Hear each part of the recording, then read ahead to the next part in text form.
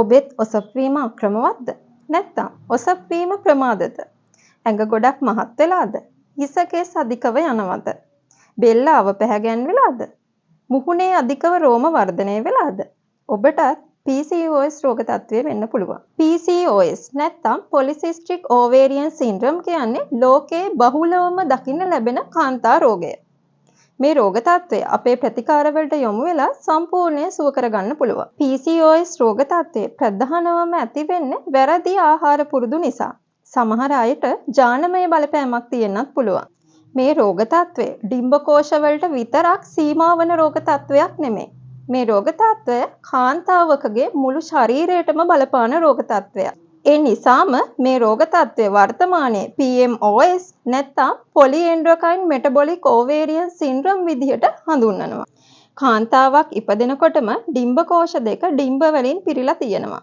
ඒ වගේම කාන්තාවක් වැඩිවියටපත් වෙනවත් එක්කම ඩිම්බකෝෂ දෙකෙන් මාරුවෙන් මාරුවට මසකට වරක් ඩිම්බ මෝරලා පිට වෙන්න පටන් ගන්නවා.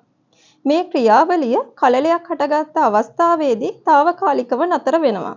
ඒ වගේම කාන්තාවකගේ ආර්තව හරණයේදී ඩිම්බ පිටවීම අවසන් වෙනවා. PCOS රෝග තත්ත්වයේදී ඩිම්බ පරිණත නොවි ඩිම්බ මෝරන් නැතිව කුහරයක් ආකාරයට තියෙනවා. මේ කුහරයේ ඇතුළත තරලයක් පිරී පවතිනවා.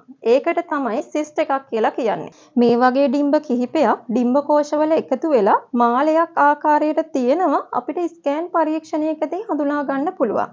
මේකට තමයි PCOS වල necklace appearance එක කියන්නේ. මේ තත්ත්වය එක් ඩිම්බකෝෂයක හෝ ඩිම්බකෝෂ දෙකේම ඇති වෙන්න පුළුවන්. මේකෙදි ඩිම්බකෝෂ ප්‍රමාණයෙන් විශාල වීම දකින්න පුළුවන්. මේ PCOS රෝග තත්ත්වය බහුලව දකින්න ලැබෙන තරුණ දියණිවරු සහ මැදි වයසේ පසුවන කාන්තාවන් තුල. මේ රෝගයේ තියෙන ප්‍රධානම ලක්ෂණය තමයි ඔසප් වීම අක්‍රමවත් වීම හෝ ඔසප් වීම ප්‍රමාද වීම.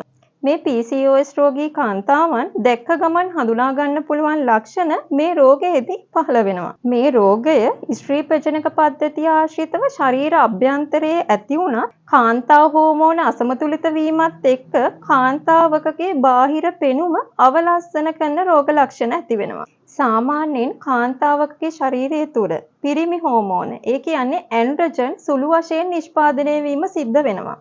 නමුත් මේ රෝග තත්ත්වයේදී ඒ හෝමෝන වැඩිපුර නිෂ්පාදනය වීම සිද්ධ වෙනවා. මේ නිසා කාන්තාවන් තුල පිරිමි ගති ලක්ෂණ පහළ වෙන්න පුළුවන්.